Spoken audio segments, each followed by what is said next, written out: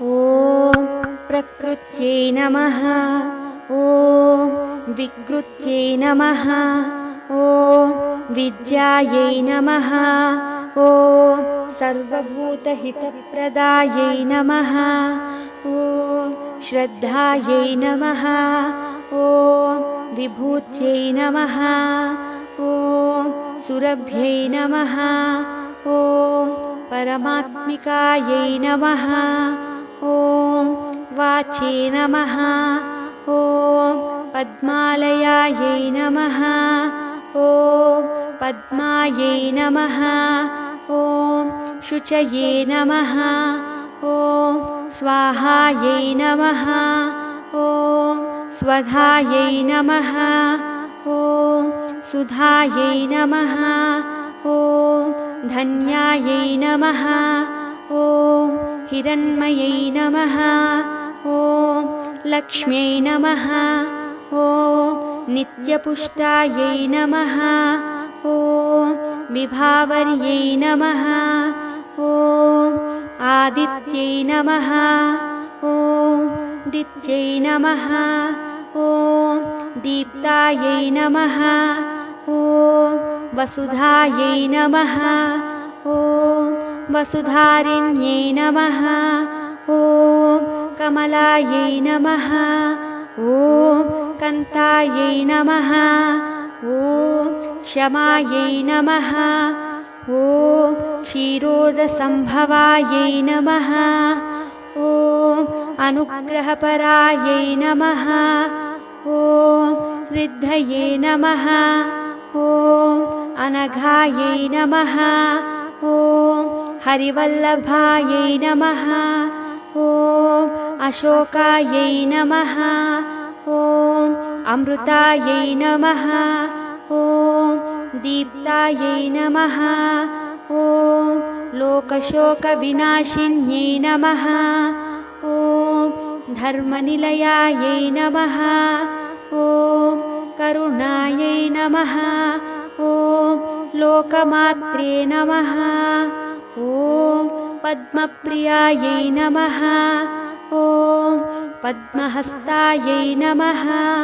ॐ पद्माक्ष्यै नमः। ॐ पद्मसुन्दर्यै नमः। ॐ पद्मोद्भवायै नमः। ॐ पद्ममुख्यै नमः। ॐ पद्मनाभप्रियायै नमः। ॐ रमायै नमः। ॐ पद्ममालाधरायै नमः। ॐ देव्यै नमः। ॐ पद्मिन्यै नमः। ॐ पुण्यगन्धायै नमः। ॐ सुप्रसन्नायै नमः। ॐ प्रसादाभिमुख्यै नमः। ॐ प्रभायै नमः। ॐ चन्द्रवदनायै नमः। ॐ चन्द्रायै नमः। ॐ चन्द्रसहोदर्यै नमः। ॐ चतुर्भुजायै नमः। ॐ चन्द्ररूपायै नमः। ॐ इन्दिरायै नमः। ॐ इन्दुशीतलायै नमः। ॐ आह्लादजनन्यै नमः। ॐ पुष्ट्यै नमः। ॐ शिवायै नमः। ॐ शिवकर्त्यै नमः। ॐ सत्यै नमः। ॐ विमलायै नमः। ॐ विश्वजनन्यै नमः। ॐ पुष्टये नमः। ॐ दारिद्र्यनाशिन्यै नमः।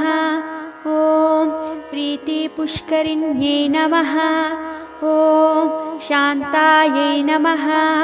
ॐ शुक्लमाल्याम्बरायै नमः। ॐ श्रियै नमः।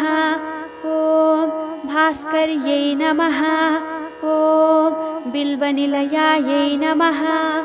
ॐ वरारोहायै नमः।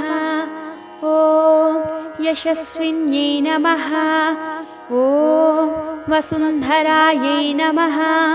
ॐ उदाराङ्गायै नमः ॐ हरिण्यै नमः ॐ हेममालिन्यै नमः ॐ धनधान्यकर्यै नमः ॐ सिद्धये नमः ॐ स्त्रैणसौम्यायै नमः ॐ शुभप्रदायै नमः ॐ नृपविष्मगतानन्दायै नमः ॐ वरलक्ष्म्यै नमः ॐ वसुप्रदायै नमः ॐ शुभायै नमः ॐ हिरण्यप्राकारायै नमः ॐ समुद्रतनयायै नमः ॐ जयायै नमः ॐ मङ्गलदेव्यै नमः ॐ